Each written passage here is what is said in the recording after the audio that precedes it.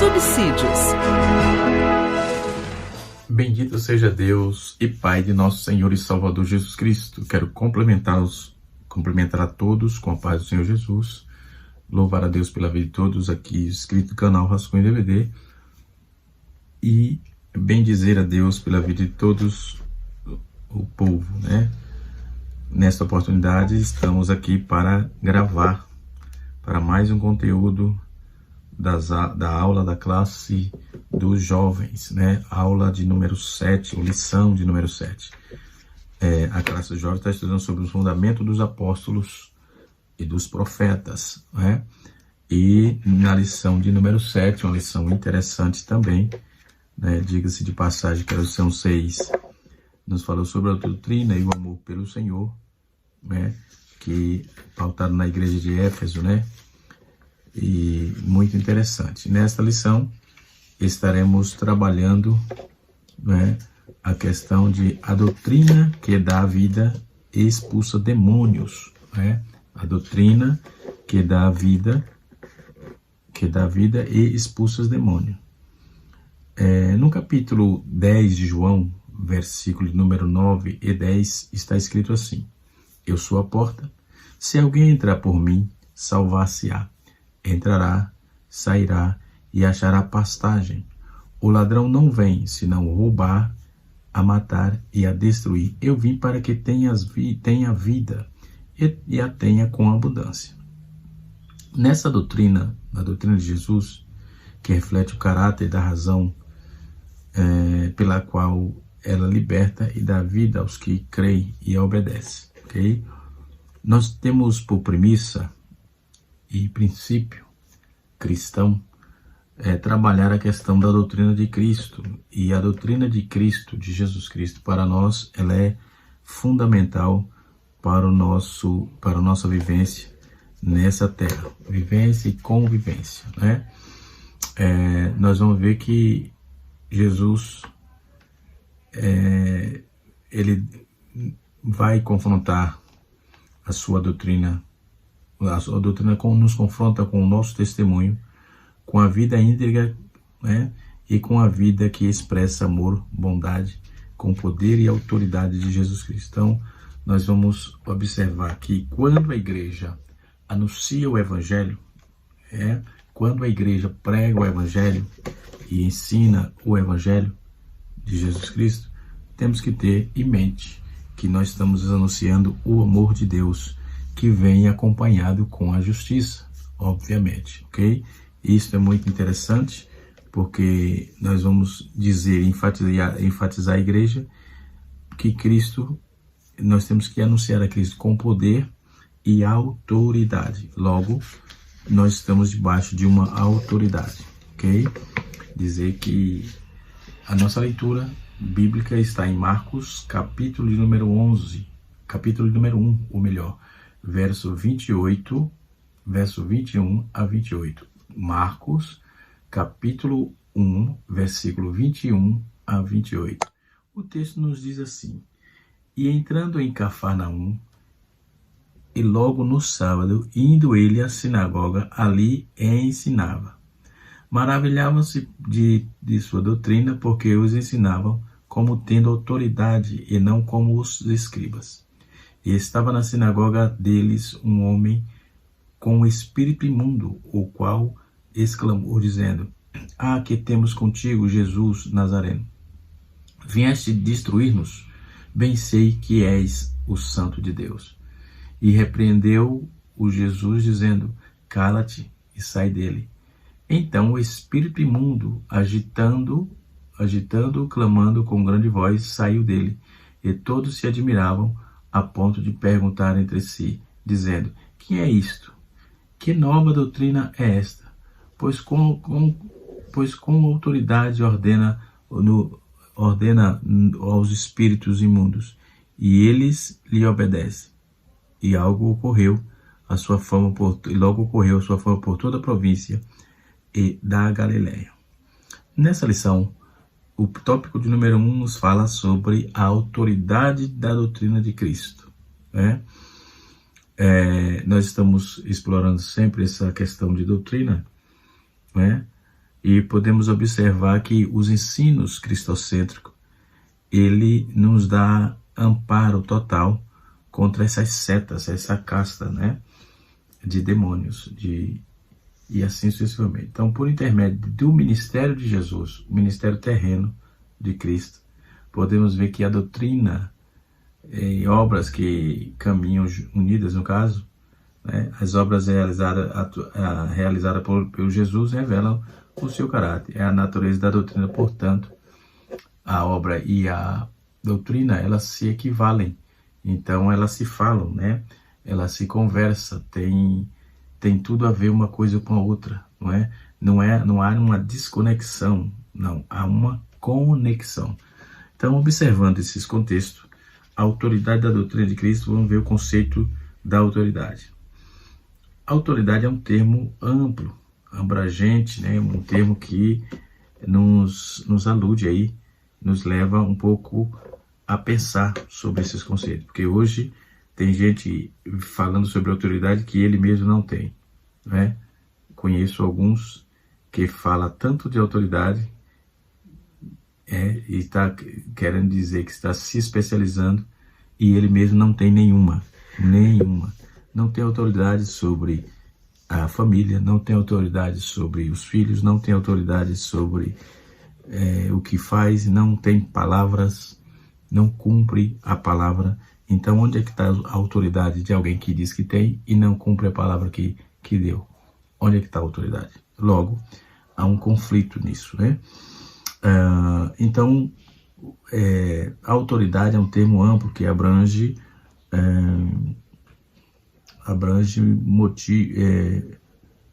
ela é bem abrangente, aliás, né? Um termo abrangente e motivo pelo qual precisamos definir no sentido de autoridade. Utilizando aqui a respeito, eu diz respeito à autoridade de Cristo, à doutrina de Cristo, referindo-se à sua fonte de doutrina, né? Então, quando vamos trabalhar isso, nós podemos observar que, dentro desse conceito bíblico, a autoridade é direito ou poder de ordenar, de decidir, de atuar e de fazer obedecer, né? A entidade que detém esse direito ou poder. No caso do conceito de Jesus, a autoridade de Jesus, né, nós podemos observar que em momento algum ele deixou de usar a sua autoridade. E a autoridade usada por Jesus, ela é um reflexo do que nós podemos viver hoje, de bênção, de proteção, de estar acompanhado por Deus, de estar nos guardando, entendeu? Quando se refere a essa fonte divina, faz dela ser digna de toda aceitação. O comentarista usou 1 Timóteo, capítulo 1, versículo 15. Certa vez os discípulos de Jesus recuaram e já não andavam mais com ele. João 6, versículo 66. Então o mestre indagou os discípulos, dizendo: Querem também vos retirar-vos? Pedro então disse: Senhor, para onde iremos nós? Só tu tens palavra de vida eterna. No versículo 68 do capítulo 6 de João, né? Então Pedro estava afirmando a autoridade da doutrina que procede de Jesus. Portanto, a autoridade da doutrina de Cristo está relacionada ao ato dele ser Deus e a fonte de toda autoridade. Romanos capítulo 13, versículo de 1 a 4, né? Então, a autoridade que habilita. Primeiro tópico é o conceito de autoridade, depois a autoridade que habilita.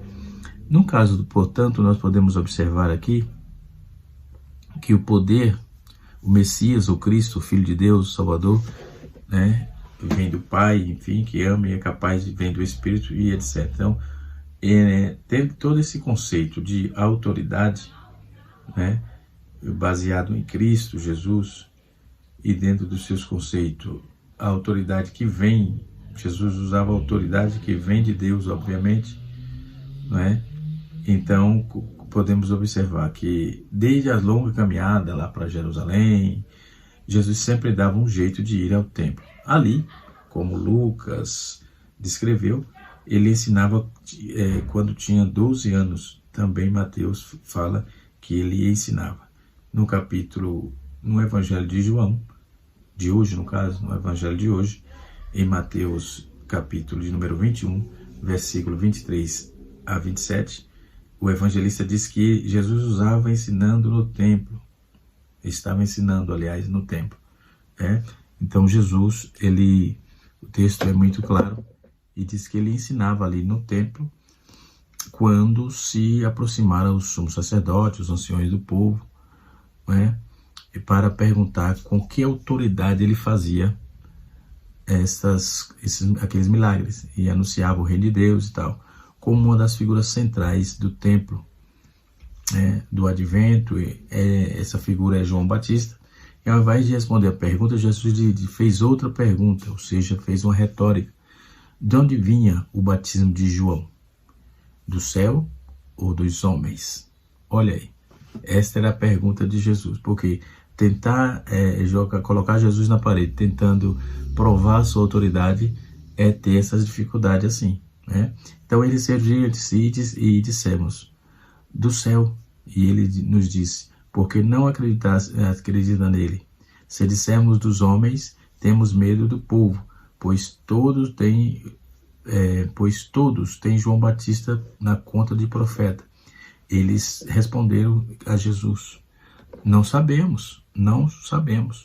O que Jesus respondeu a ele foi, eu também não vos direi com que autoridade faço estas coisas. Ele queria saber com que autoridade, porque quem está fora de Cristo não sabe com tanta autoridade que ele tem, não sabe. Quem não obedece a Cristo não prova da autoridade que ele tem. Quem quer prová-lo, tentar jogar Cristo à prova, não vai ter dele essas respostas. Primeiro, que ele não tem a obrigação de responder nada a ninguém. Segundo, é que ele é Senhor de todas as coisas, e acabou. Então não tem muito o que fazer. Ou você obedece para entender os conceitos da autoridade de Jesus. Conceito da autoridade, professor? Sim, porque dentro dos conceitos da autoridade de Jesus, ele não vai dar pérolas aos porcos, não. Dá coisa santa aos cães e nem pérolas aos porcos, Então só vai entender esses camaradas que estavam apertando Jesus, ele não fazia parte do discipulado de Jesus, não eram cristocêntricos, Então os sumos sacerdotes, os anciões, suportassem era a segurança e a sabedoria que Jesus falava, Mesmo que eles não queriam entender, fizeram o que não entenderam, mas Jesus falou e eles ficaram travados. Então o seu modo de falar muito incomodava as autoridades religiosas, principalmente os fariseus. Um galileu de origem pobre, que não tinha nenhum estudo específico, como podia falar com tanta segurança qual era a origem do seu imenso saber. Essa é a pergunta daqueles sumos sacerdotes, e anciões daqueles religiosos,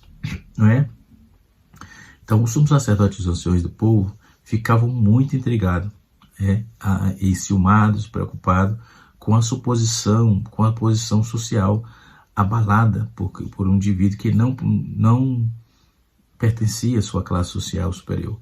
Aquilo que ele... Hoje não é diferente, viu? Hoje não é diferente. Hoje a pessoa tem gente que vive de carteirada. Você sabe quem eu sou? Nada. A não ser homem, a não ser pessoa. Se você não apresentar nenhum conteúdo, não adianta dar carteirada que não vai funcionar. Certo? E tem muita gente que vive disso. Eu sou fulano de tal, eu sou isso e aquilo. Não altere nada. Não muda nada no conceito de Cristo, no conceito da doutrina, nada. Absolutamente nada. E assim sucessivamente. Então, a doutrina de Cristo, a autoridade que lhe é atribuída, Jesus ele tem propósito de habilitar os seus discípulos a cumprir a sua missão. Então, ele nos habilita dessa autoridade. Glória a Jesus. Ele nos dá essa autoridade, certo? Então, Jesus prossegue dizendo, com todo o direito de fazer isso, equivalente a dizer que ele pensa, Aqui nós podemos aí cantar a questão ver a questão do canto do galo, por exemplo. Você é de sapo de fora? Eis a questão. Nosso saber vem de nossos estudos de iluminação do Espírito, tal, deve ser compartilhado e não invejado. Em vez de sentir ameaçado diante de alguém, tem o dom de falar, de explicar a mensagem de Cristo. Então nós deveremos convidá-los para fazer uma palestra na nossa comunidade. Hoje se tem alguém que fala bem, que tem uma vocação, que tem um dom, ele é restringido, pode ter certeza. O seu modo de falar incomodava as autoridades. Então o Galileu, ele era de origem pobre, né? Não tinha nenhum estudo específico. Como podia falar com tanta segurança?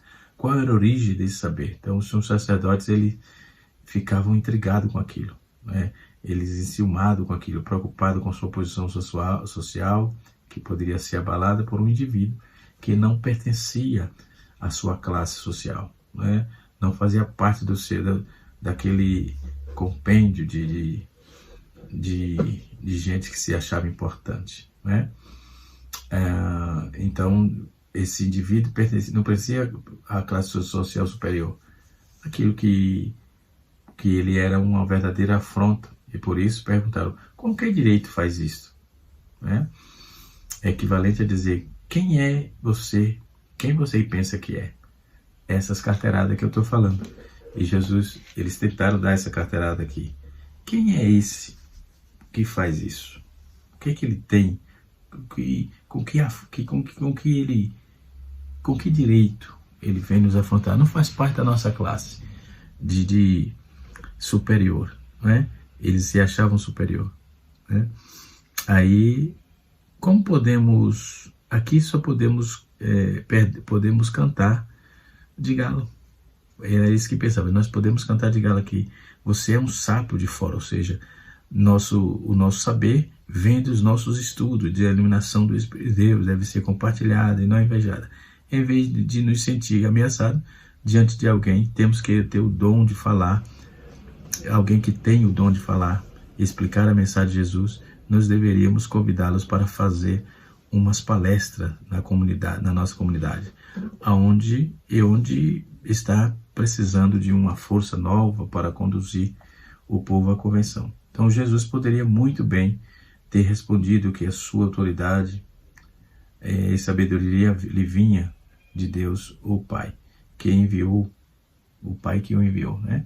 Então, a autoridade é uma resolução do fim de passarmos a representar uma pessoa, razão pela qual Jesus mostra aos discípulos que eles não deveriam desfalecer quando fossem rejeitados, pois, na verdade, as pessoas estariam rejeitando ao próprio Senhor que os enviou. Sendo assim, a autoridade de Cristo confere todas as condições necessárias a favor do avanço do reino de Deus, inclusive na difusão da sua doutrina.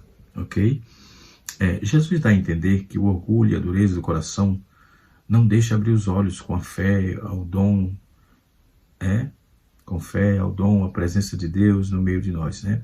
Assim, aconteceu em relação à pregação de João Batista, como vimos igualmente acontecer com o próprio Jesus, né? Que Jesus, ele nos guarde e nos ajude para que possamos compreender a difusão, compreender e difundir a sua doutrina, a sua autoridade, ok? Autoridade confirmada, subtópico de número 3. A autoridade exercida no ministério de Jesus contribui para que as suas palavras e ações fossem confirmadas pelo povo, né?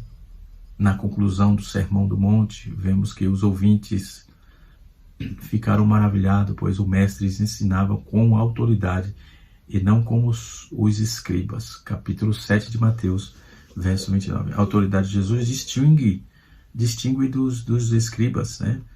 Distingue dos demais ali.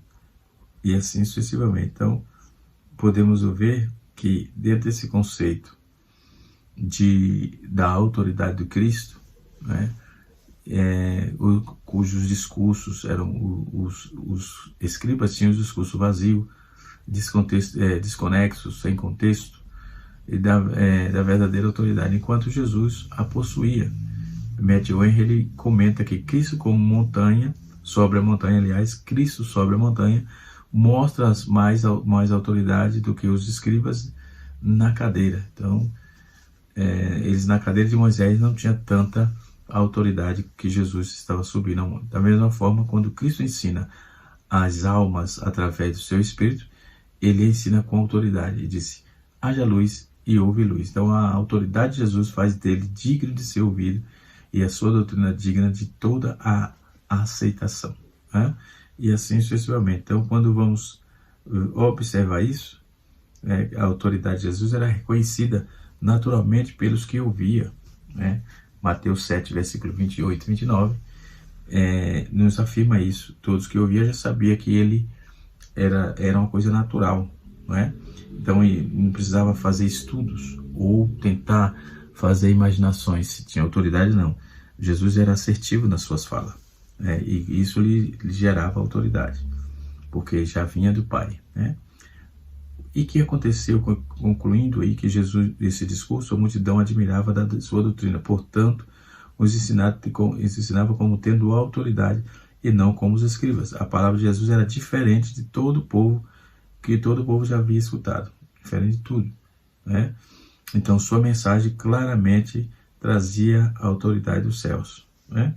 Então, primeiro, a originalidade, né? Nós vamos ver os mestres da época e os escribas, eles transformam em robô de repetição. Suas palavras eram vãs repetições. Veio Jesus e rasgou a capacidade de pensar de seus seguidores, os ensinava por meio de parábolas, promovia um momento especial para meditar no que ouvia. Então, o modo como Jesus expressava ajudava os ouvintes, ajudava os ouvintes a armazenar os seus conhecimentos, seus ensinamentos, aliás, e ver como na realidade as partes se encaixam, né? E aprender as verdades espirituais sufocada pela tradição religiosa. Primeiro, originalidade. Segundo, coerência. Jesus dava exemplo do que ele dizia. Sua mensagem não havia contradição. Né? Isso lhe gerava autoridade. Porque que tem autoridade não pode ser falso, não pode ser incoerente. Né? Tem que ter coerência no que está na sua fala. Suas palavras eram a continuidade que os autores inspirados pelo Espírito Santo escreveram no Antigo Testamento. Né? Sua própria vida era o cumprimento de toda a profecia acerca do Messias, que era o Messias esperado pelo povo. E terceiro, nós vamos ver a propriedade. Era apropriada, aliás. Jesus falava com originalidade, coerência e apropriada. Jesus falava abertamente sobre os pecados e pecadores, por isso veio tirar o pecado do mundo. Então era sensível aos problemas e à necessidade e apresentava a solução divina para resolvê-las. Né? Nesse sentido, muitos que ouviam percebiam a diferença que os ensinos dos rabinos, né? Porque daquele tempo, os rabinos daquele tempo, pois os escribas e sacerdotes fariseus, né, viviam preocupados. Né? Outro ponto importante, além de apropriada, era reveladora. A autoridade de Jesus era reveladora. A palavra de Jesus era mal interpretada pelos doutores da lei, pois eles, devido à hipocrisia, não falava do verdadeiro amor de Deus. Jesus não contradizia ou abolia a lei. Jesus não veio fazer isso. Né? Então, a lei moral de Deus também foi obedecida por Cristo, pelo Senhor. Então, pelo contrário, Cristo dava a verdadeira interpretação no sentido da lei e dos mandamentos de Deus. Ok? Então, a autoridade da pessoa de Cristo, ela é interessantíssima. Jesus, em um dia de sábado, entra na sinagoga, começa a ler o livro do profeta Isaías, Lucas 4, verso 16 a 30. Naquele momento, a sua autoridade criou a primeira impressão sobre a sua real identidade para todos que estavam ali presentes. Lucas 4, verso 20 e 22. Né? Em João, capítulo 13, verso 3, está escrito: o Pai tudo confia às tuas mãos. tudo foi entregue a Jesus por Deus e Pai, sendo Ele nosso Senhor e Mestre. Então foi dada a Ele autoridade sobre toda a carne. Jesus renunciou a sua glória aqui na terra, né? Mas nunca seu poder e a autoridade que vinha do Pai, ok? Então a autoridade de Jesus já tinha uma relação direta com Deus. No templo chamam-o de Pai. Sua identidade como Messias, Cristo é Deus, Jesus Cristo é o Deus encarnado, e assim sucessivamente. Então essas razões, essas coisas óbvias, não é, da vida cristã e do aprendizado que Jesus passou para nós outros, ok? E sobre os demônios, a doutrina, o segundo tópico diz assim: a doutrina de Cristo dá vida ao homem. A doutrina de Cristo dá vida ao homem. Da morte espiritual, ele coloca o homem em vida. A vida de Cristo é bom, porque ele é bom pastor, não é? Então, nós temos que ter em mente essas verdades, né? Essas coisas óbvias, entendeu? A vida de Cristo, né? O pecado tornou a morte e seus danos uma triste realidade, inclusive a morte espiritual, né? Já biblicamente, o homem sem Deus é descrito como morto espiritualmente. É isso que está escrito na palavra de Deus, né? Dentro do conceito da palavra de Jesus, pautado em Mateus 7, nós vamos ver que a Bíblia nos ensina que Jesus teve toda exorgia, ou seja, tanto cósmica quanto histórica, né, para nos ensinar. Então Jesus, ele geralmente ele tinha autoridade para fazer, para falar, para dizer, para pregar.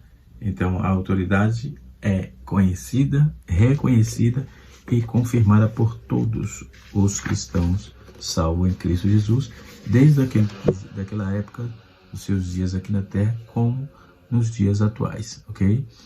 Então, no terceiro tópico, nós vamos observar aqui a doutrina de Cristo e os demônios.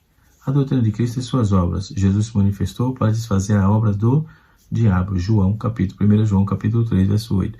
Então, ele percorreu vários lugares, anunciando o evangelho do reino e fazendo o bem, o bom, curando a todos os oprimidos do diabo, anunciando o evangelho o evangelho do reino. E observe que as obras de Jesus sempre esteve conectada, né? Sempre esteve conectada com aquilo que o seu propósito, né? Então observe que as obras sempre tiveram as obras de Cristo, e a autoridade estava sempre conectada à sua mensagem, porque não havia incoerência, como eu disse na nossa fala aqui, não havia incoerência na fala de Jesus, ok? Na ação de Jesus, tudo que Jesus propunha, falava, trabalhava, né? E assim sucessivamente. Então, os demônios são expulsos, né? Depois de uma expedição missionária, né? Os discípulos, com entusiasmo, deram o seguinte relato a Jesus: pelo teu nome, até os demônios nos sujeitam, né? Então ele já disse: Jesus, aqui, esses demônios que aparecem aí, nós expulsamos em teu nome, e eles se sujeitam, e eles saem. Demônios são enfermidades, todos são expulsos no nome de Jesus, certo? Aí Jesus, os discípulos estavam corretos, pois o mestre, ao realizar o milagre, ele inclusive, libertando pessoas de espíritos imundos, mandou que os discípulos de João Batista, que estava preso, testemunhasse acerca disso, né? Em Lucas 7, versículo 21 e 22, né? O domínio de Jesus sobre os demônios advém de sua natureza, autoridade divina, né? Bem conhecida pelos espíritos maus, e assim sucessivamente. Então, em Atos capítulo 19, versículo de número 13 a 16. Embora tenha sido reconhecido pelos demônios, Jesus não o interrogou ou estabeleceu qualquer diálogo. A autoridade não é você dizer que vai pôr o diabo de joelho, isso aqui, ele é expulsar e acabou. Primeiro que você não foi constituído repórter do inferno.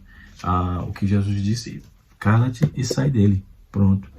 E o demônio tinha que sair, não era ficar entrevistando demônios, não. Os demônios aparecem com frequência no Novo Testamento como espírito imundos, né? Como espírito mudo, espírito, um espírito de demônio, espírito de adivinhação, espírito maligno. Já nos evangelhos de Atos, os demônios aparecem em oposição a Jesus, em ênfase à superioridade de Cristo sobre eles, não é? Então, nos escritos paulinos, são as principais denominações protestantes, não é? No Apocalipse, os demônios com o diabo, né? São tão presentes na luta final contra Jesus e a igreja. Então, apesar da sua presença nos relatos evangélicos sinóticos e os relatos nos evangelhos sinóticos e em Atos dos Apóstolos, a origem deles era considerada obscura por alguns, né? E assim sucessivamente. Esse é um trecho de um livro do Ezequias Soares, né? Então os demônios são expulsos de uma expedição missionária. Depois de uma expedição missionária, os discípulos, entusiasmados, né, deram o seguinte relato: Jesus, pelo teu nome até os demônios são sujeitos, né? Embora tenha sido reconhecido pelos demônios, Jesus não interrogou ou estabeleceu qualquer diálogo com eles. Pelo contrário, expulsou, né? E assim sucessivamente. Não converse com cão, não converse com demônio. Se expulse. Você não faz parte do reino demoníaco para estar tendo diálogo com demônios, tá certo? Tenha autoridade. Deus nos deu a autoridade, né? Um abraço a todos. Canal Rascunho DVD, ensinando para transformar vidas.